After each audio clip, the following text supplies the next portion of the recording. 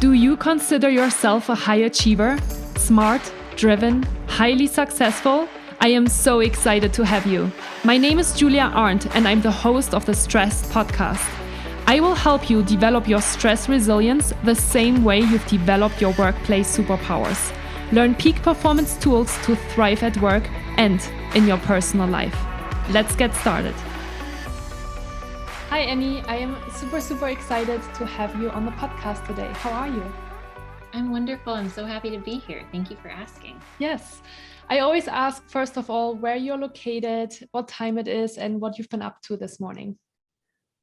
Great questions. I'm in Brooklyn, New York, and it is 3:03 p.m. Eastern time. And this morning I spent some time with my son, my 8-month-old son, and then got to work. Nice. Who's watching the 8-month-old son when you're podcasting? We have a nanny who's wonderful, who comes part-time. And then my husband and I tag team aside from that. Okay. Very nice. Great. Well, Annie, I am really excited to have you on the podcast today. We met last week during a panel discussion as panelists, and I thought that you had a lot of really valuable insights to share. So I'm excited to have you on the podcast today and talk with you a little bit about neuroscience and productivity and burnout and all the different things that I like to talk about on my podcast. So let's start maybe with obviously you and with how your journey was to get where you are today. So it's such an interesting question whenever I'm asked, how did you get here? What's the starting point, which I'm sure you can relate to also when we tell our story of how we became who we are and do what it is that we do. So I'll tell you a version today of how I came here. When I was a child in middle school, I experienced a tremendous amount of loss. My best friend got cancer and passed away. Then my cousin was killed. And that's heavy, right? That's a heavy start to a story. But it's also one that propelled me on this path that has been a path that has been so meaningful and filled with so much learning and growth. And so I essentially had to find my way through a lot of darkness and confusion and figure out how to make meaning out of loss and make meaning out of the suffering that life involves. And so... Quick side question. Yeah. For the European listeners, how old are you when you're in middle school? Great question. Middle school begins around age 10 and ends around age 14, give or take. Okay. And right, so my those early adolescent years, before the difficulties that being a teenager. Yeah. Can you even I don't know, are you fully aware yet of the things that are happening when you're so young? Do you feel like you just grow up faster or become more aware of the things around you because of the traumatic experiences? I think trauma has a way of, everyone responds to it differently, I think. I'm a bit of an old soul. I've always been a bit sort of contemplative maybe, or interested in the big life questions, even as a little kid and before traumas hit. And so I think that set me up. I mean, I can really only speak as fully authentically to my own experience. And so I think that I was ripe for asking those questions about what's the point of being here and what makes a life worth living and what makes a life a worthy thing. And how do we get through the pain that life involves? And so I did that through storytelling, essentially. My mother, that's how I tell the story, at least.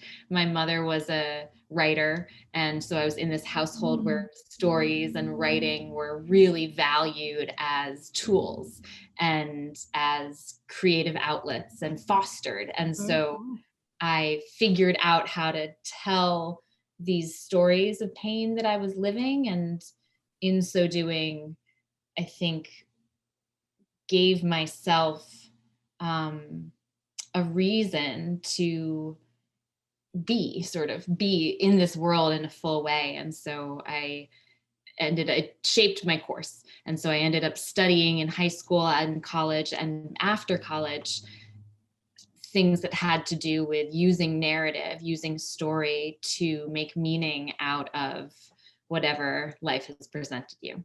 That's sort of that's a summarized way of saying how I got here. And then on the sort of more traditional path of how I actually got to this role that I'm in now, I studied in a field called narrative medicine, and that's what I did my graduate work in.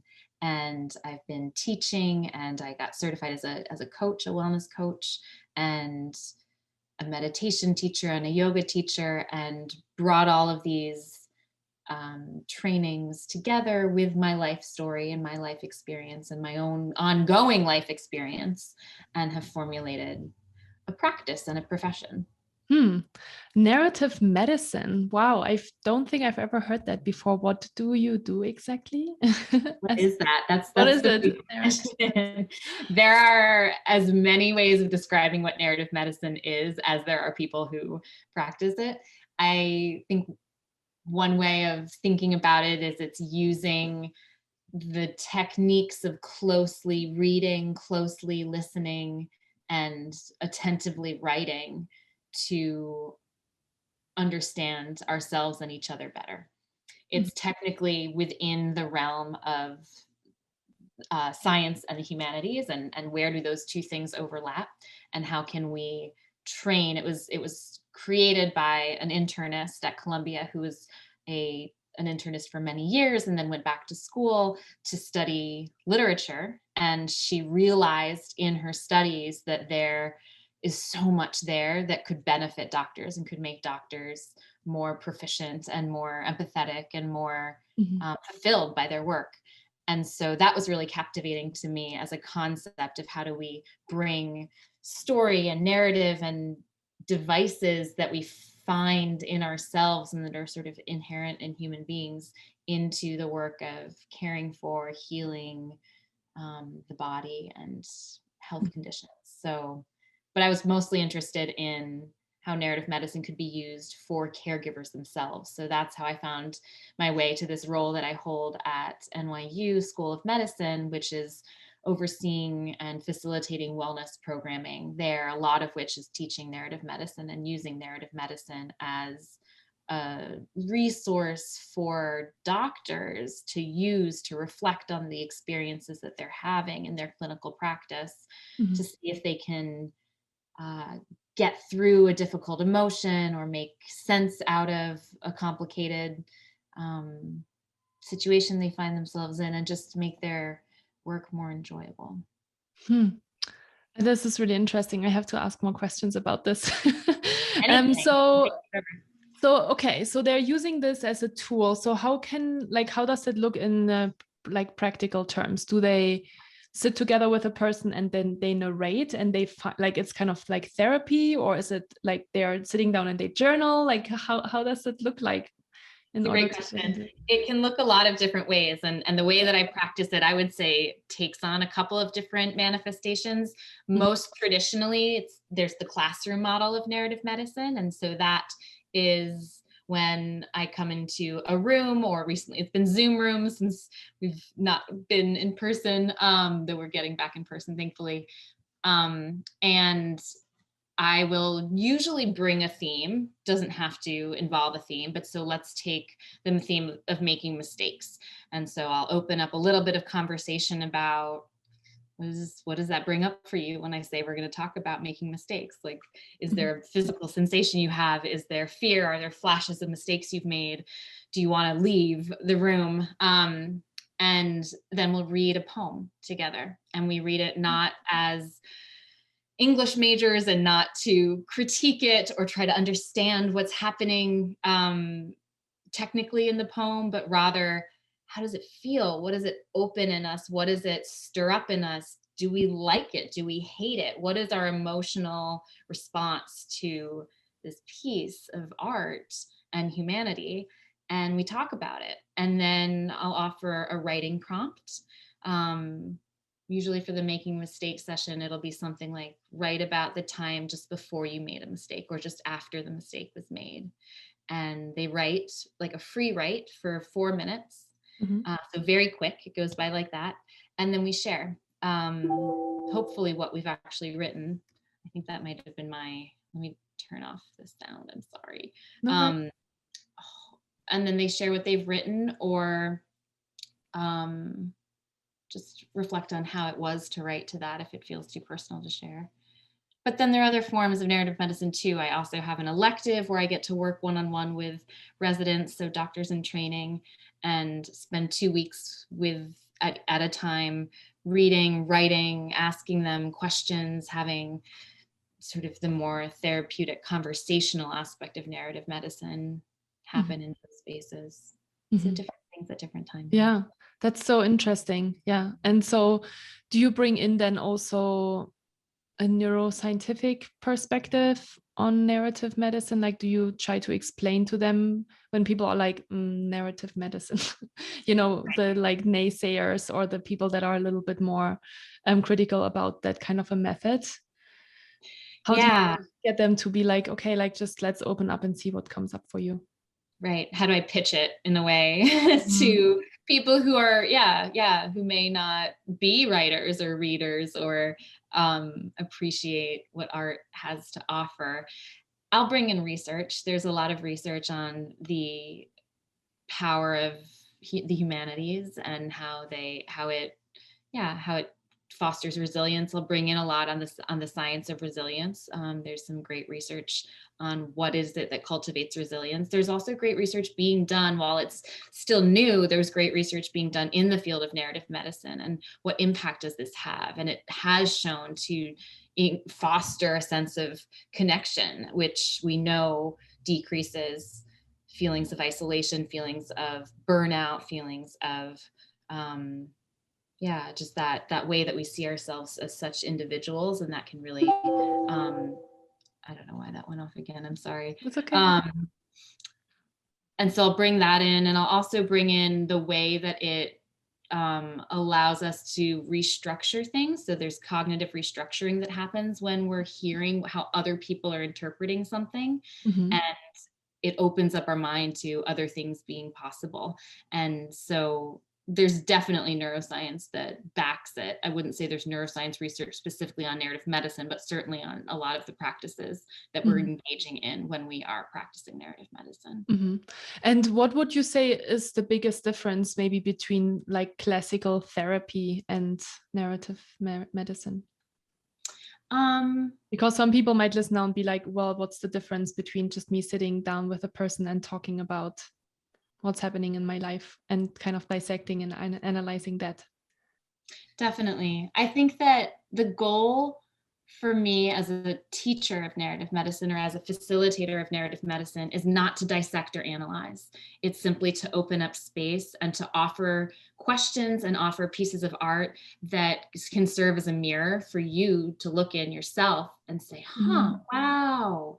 So there's more self-discovery and self-exploration that's being facilitated rather than, I'm making this connection between what you're saying and what you've said about your childhood or whatever it is that might be revealed in therapy, which is wonderful. And I have a therapist I adore, and my husband is a therapist, and I'm a big supporter of therapy. This is just a different thing. And this is a thing that often, when it is practiced in a group setting, is something that creates opportunities for us to say, wow, you see it that way. I see it this way. But those are both right. How interesting. My brain can sort of expand, or my heart can expand and take in other ways of interpreting this painting that's before me, this poem that we're reading together, or, it can be applied, the ideas that can be bridged to real life. I'm knowing you in this way, that's through a filter, through my filter, but that's not the only way that you are knowable. And so it opens up, as I said, it opens up what's possible. Yeah. And is there a reason why you specifically work like in the medical field with with the narrative medicine tool, or are there any other areas that are already kind of really diving into that as a tool for healing? Yeah, it's, I think it's being applied in a lot of different settings. I most predominantly apply it at my job, which is at a school of medicine. And it was really born of this program that was focused on supporting clinicians, but I use it in my private practice as well. And I've led retreats and workshops, and I use it in my individual sessions with clients, different tools, prompts, practices. And I guess I would say that's kind of my approach as a coach too, is I'm not directive. I'm, again, in that role, trying to use the tools of narrative medicine to open up people's minds and hearts to the possibilities or alternate possibilities. Yeah. Great. And what kind of clients are you working with? Like in terms of, we're obviously talking about stress management and burnout. Like what are you seeing is like kind of a common thread in your clients? It's a good question. Sometimes I feel like there's more of a common thread and other times less. Right now I have a pretty eclectic client base. I have just because of my role in healthcare, I have sort of a group of clients who are going through their own individual struggles with health conditions. And that's their entry point to then doing this wellness coaching, which, as you know, I'm sure from your own practice, is so holistic and multidimensional, and our lives and our health is connecting all of these different pieces. But I also work with people who are dealing with relationship struggles or with lacking purpose or direction in their career, or just wanting to know themselves better, build up a stronger sense of self-worth. And but I'd say, on the topic of stress, like we were talking about last week, there's definitely, I don't think I encounter a person these days who doesn't struggle with meaning and fatigue, whether that's physical fatigue, mental fatigue, emotional fatigue, and just wanting something to be easier, maybe something to be better. What do you see in that regard? I think I see always common themes around the same struggles of stress management that I mentioned last week in the panel discussion as well, that are part of the peak performance method. So time management, right? I think time management, setting boundaries, it's not just about practicing self-care, building new habits, being aware of your values, or even rethinking your mindset. I think those are all really important factors and components of becoming a better human being. But especially because I work kind of in the corporate space with working people, I think the biggest challenge people have is actually their productivity systems. And that's what holds them back to create space to have time for themselves and to actually really recharge, because they're oftentimes not really clear on priorities. And then they are just, because things move so quickly in the tech world, in the consulting world, and startup companies. And so they're just so overwhelmed that they are not really clear on what needs to get done. They don't really have a system in place to attack that in a meaningful way. And then they just, over time, they can manage it for a while, right? Because they're super smart performance people, but at some point it just becomes too overwhelming, and then the stress levels have accumulated over time for so many years that just everything kind of gets like little by little worse and worse, until they hit a point where it's just super unmanageable, and they start to feel the effects emotionally and physically on the high levels of stress that they're experiencing on a day-to-day basis. Right. Yeah. So resonant with my own life at times, and just with people I care about, whether it's clients or friends who deal with it too. I wonder at what point, like where typically, I guess we don't need to have there be a typically, but for different people, at what point feelings of imposterism or perfectionism, sort of these, I guess I'd say I work a lot with what are the ways we cast ourselves, the roles we cast ourselves in, the ways we the ways we, just to use the language of story to stay in that paradigm, the ways that we portray ourselves to ourselves, that get in our way of managing our time better and making clearer choices about what matters most, about how I want to spend today, about the boundaries I want to set with this person, the feelings of not being good enough, the you know, I'm not good enough, I'm not worthy, I'm too much, I'm where those, how those stories, at what point those stories interfere. It's all intertwined. I think it's all intertwined, you know. I think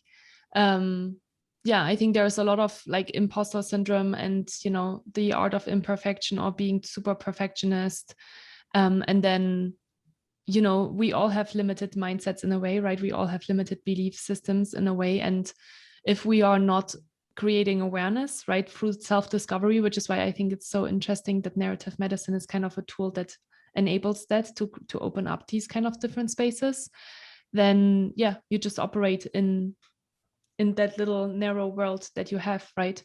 And then, you know, I think some people obviously are curious and they go out and they try to find answers, and that helps them to open up their horizon, and other people are just staying stuck in there and, you know, tell themselves the same story over and over and over again.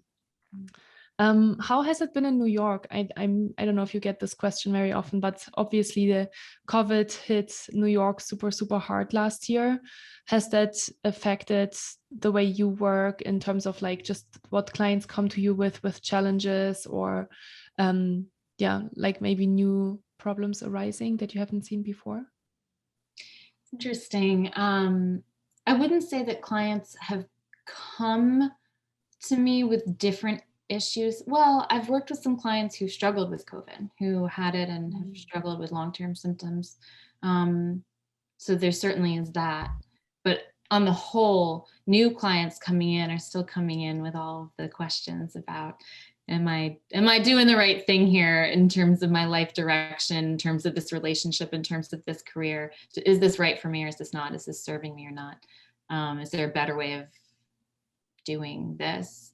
But I would say that it's been interesting with clients I have worked with, as well as, I mean, the physicians who I work with, certainly that was a whole tailspin and a very unique and strange year.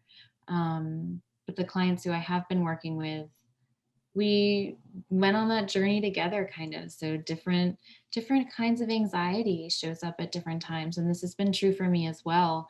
The anxiety of spring 2020 was unique and intense, and it changed over the summer, and it changed in the fall, and it changed in the winter, and it's something else now. And so again, for myself as well as with my clients, trying to honor the evolution of needs and the evolution of worry, and it's okay to ride these things and not get stuck in my anxiety is my anxiety.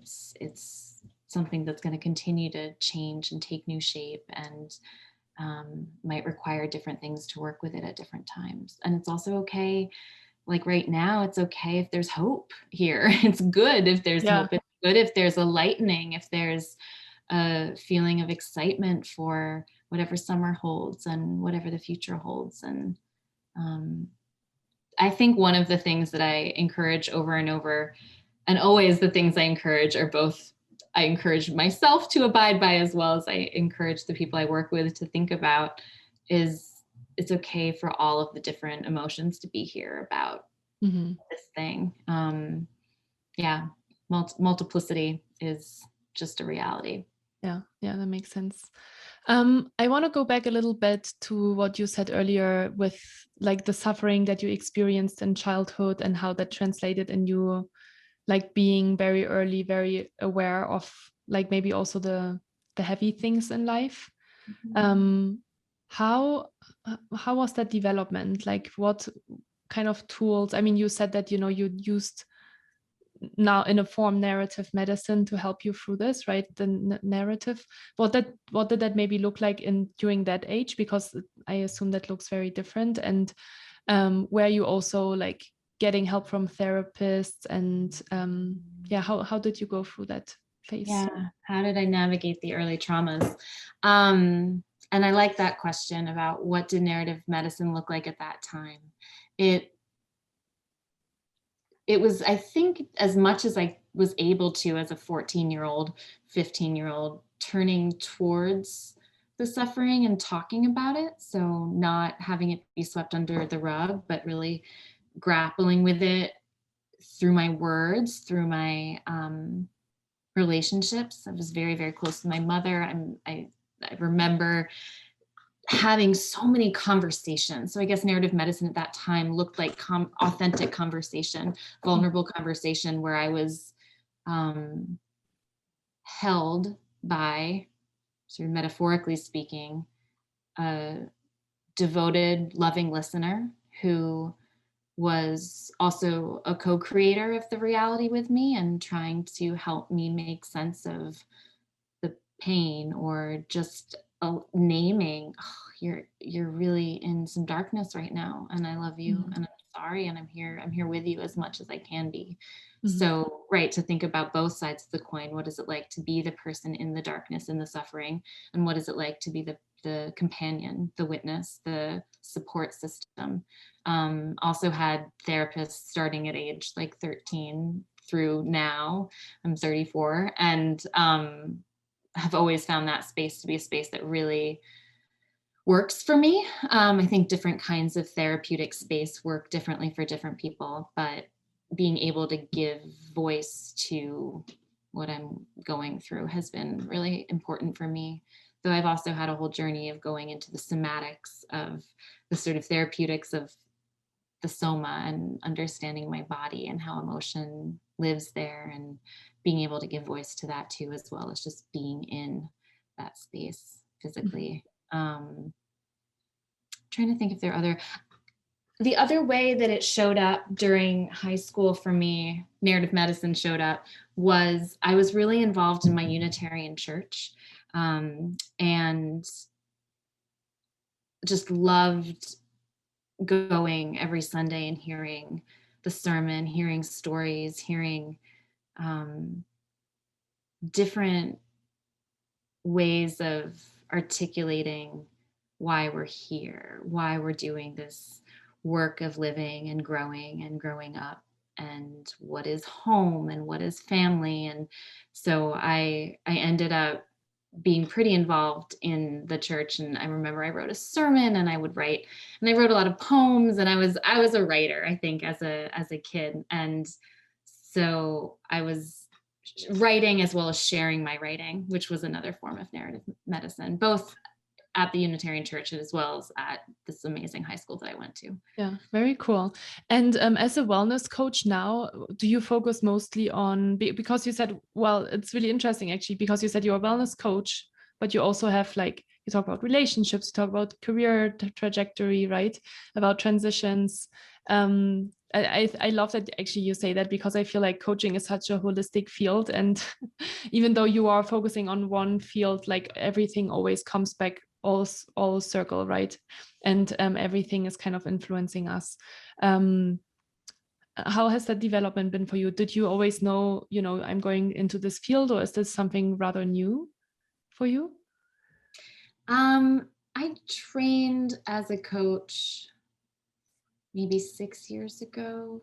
I'm trying to remember when I actually completed that training. It's somewhere written down. I don't have it floating in my head, but I didn't know what I would do.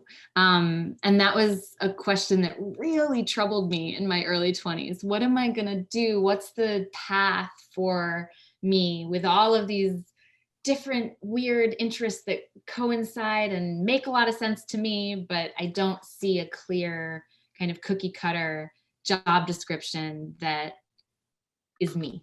And so I must have applied to dozens of different graduate programs, and it was a question of, should I become a doctor? Should I be a therapist? Should I be a social worker? What's the role? I wanted to work with people. I wanted to work around questions of healing and growing. And I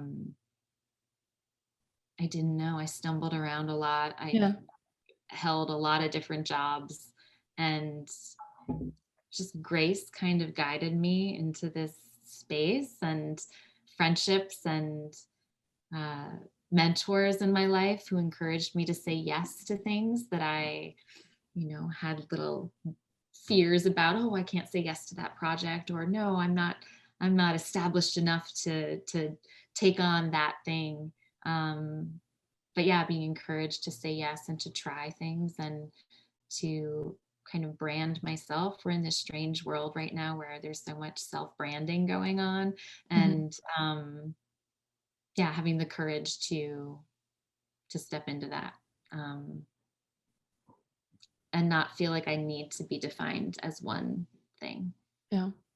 Do you have any books that changed your life, since you are a narrator and writer as well? Like, what's shaped you the most? Which books? One that like jumps into your head, you're like, that book, read it a million times or changed my life. Such a beautiful and challenging question. I talk about books just constantly with people. And so different books for different things. I would say it's actually funny, my birth mother, I was adopted, but I'm close with my birth mother, and she sent me a book recently that I read for the first time in high school. And she's like, you need to reread this now that you're a mother and a grown woman.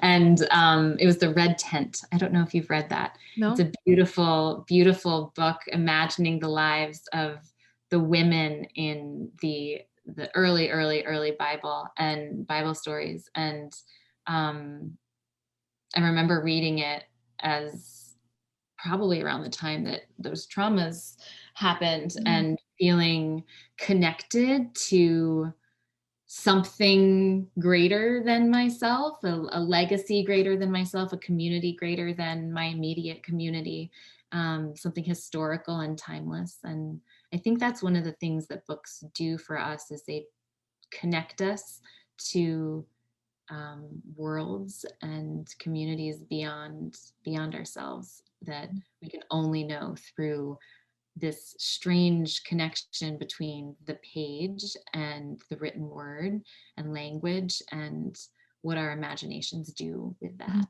And it's really beautiful space. In a more sort of immediate way, a book I talk about a lot and that I've read a number of times is When Breath Becomes Air. I don't know if you've heard of that. No, I haven't. It's a beautiful, challenging, just emotionally challenging memoir of a physician who writes about his very layered, complicated in a beautiful way path into medicine. And then he becomes a patient. He gets very sick, and he is trying to finish his training as a physician, as well as navigating his own health challenges. And I just think it's a really, really beautifully written story. Yeah, that's the other one that comes to mind. Great. Amazing. Great question. Yeah, I think books hold so much wisdom. I think it's always really fascinating to read other people's stories and just ideas and thoughts, and how they just also structure ideas and thoughts, And maybe last question for today's podcast interview. What do you do as like a routine in order to manage your stress levels? Because it sounds like you're doing a lot of different things, right? You're a mother of a little baby, you're teaching at NYU, you have your own wellness coaching practice. How do you make sure to not get overwhelmed? Such an important question. Over the years, but I actually think motherhood like catapulted me further along in this practice. I've really practiced boundaries, and I think I've gotten really good at staying boundaried while not being rigid in my boundaries. So not having too many, but not having too few. What's the just right, just enough boundaries so that I can be accommodating, but also not be self-sacrificing to the degree that I will resent what I'm doing or who I've been accommodating of, or whatnot. So, and and again, I know I mentioned before, our needs change over time. Our boundaries need to change with our life. And so, for instance, right now, my son's sleep schedule is a particular way at this stage, at this 8-month-ish zone. He's 8 months today, actually. And so I'm really, really protective of like the time with him before his bedtime. And then if he needs me in the evening, like I'm not gonna have work be a part of those hours, because that's where I want to be. That's what I'm available to then. And in the morning, he's so sweet when he wakes up. And so it's like that time, that's sacred time for me. And I'm so happy and on and fully present here when I'm here. But just, yeah, really being deeply committed to being where I am. So right here with you right now, there with him when I'm with him. And yeah, boundaries. Was it always easy for you to set boundaries, or how did you learn that? Because I feel like oftentimes when I speak with parents, I feel like they almost have to learn it in a way, right? Yes. That's when it becomes really, really important. But maybe how was it before your son? Where do you feel like you already learned that lesson in a way before you had a baby, or was it more predominant now? Definitely more predominant now. I think I had started learning it prior, and it was from getting myself into positions from not having boundaries and saying yes to too much that burned me out and made me feel resentful and made me feel overwhelmed and made me show up as not the best version of myself. And I'm definitely, I'm on the spectrum of being more inclined to become irritable when I'm stressed, and like having that show up in my relationship or having that show up in any space. And I don't like that kind of prickly side of me, but it's part of me. But I know how to lessen it, and it's through making sure that this time is for this and this time is for this, and I need to have regular recharge time. And I also am lucky, as I imagine you feel, I'd be curious if you feel as well, to talk about this stuff every day. And so, I want to put my money practice what you preach. Practice what I preach. And so I'm not going to be saying boundaries are important and time management and values and self-care, and then not be doing that myself. So it's a constant reminder and mandate for me to show up. Yeah, for sure. No, for me, it's absolutely the same. And I think it's almost having the allowance to do it, right? Because I'm like, I have to practice what I preach. I feel like it holds me accountable in a way as well, right? Because like I post a lot about it on social media as well. So I want to show people that I'm taking daily breaks and that I'm taking time for journaling. And sometimes I have a bad day and sometimes I have a good day. And yeah, I think it's been a really interesting process and journey. I think also, we always like, I think a lot of people, when they see people that had a corporate job and then they move out of corporate, they're always like, oh, that is, their head, I think it's oftentimes like, oh, that's the step you have to take in order to manage your stress levels, And I always say no, because when I started my own business, which is an extremely stressful undertaking, I have the exact same skills and routines and habits that I had just like yesterday when I quit my corporate job, right? So I had to learn a lot in the last 2 years, but because I am dealing with these topics on a day-to-day basis, yes, of course, right? Like I have a lot of time to test it out. I challenge myself. I'm curious about experimenting with different things. And I've gotten so much better over the last 2.5 years since I have been in this space, because I had to, right? Because just before I left my corporate job, I burned out, and there was an obvious clear signal for me that the way how I was living my life wasn't really working really well for me. But yeah, the way of how I'm managing my time now, how much self-care I do, how I'm going about managing negative thoughts and things like that. I feel like I've been becoming really good at things, and obviously in some things I feel like we are constantly learning and constantly evolving, and I think there's just certain things and areas that you never learn enough about.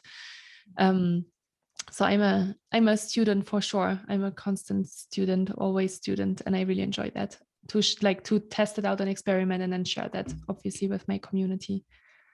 I think that's the most powerful way to offer out, as you're describing, to offer forth, to teach, Yeah. to coach, is to have it come from what you're working on, what you have worked on, Yeah. what you're aspiring to work on. Yeah. And you're speaking of it from a very much more authentic place, right? When you've gone through the struggles yourself.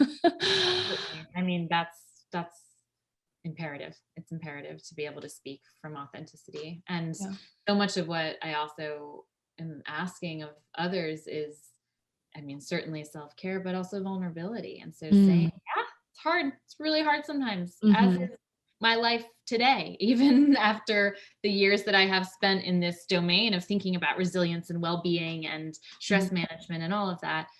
I still get stressed. I still get irritable. I still have the struggle of that it is to be human. What do I do with that? How do I respond to that? And can I share that? Can I talk about that? That to me is a sign of being in a good space emotionally. Definitely. I can share that I got snippy and then I repaired or whatever it might be. Or that, you know, as you said, like some days are good days, some days are bad days, that there was a day that I overscheduled myself, but I didn't set the boundaries I needed to. And how did I bounce back from that? Yeah, exactly. Yeah, that's great. Well, Annie, it was really a pleasure to have you on the podcast today. Thank you so much for your time. If people want to learn more about you, how do they best find you or reach out to you? Check out my website, so AnnieRobinsonWellness.com. There are contact forms there. All of my info is there. Feel free to shoot me. Awesome. Yeah, I'll put it in the show notes. Thank you so much, Annie. Have a nice rest of your day. You too. Bye.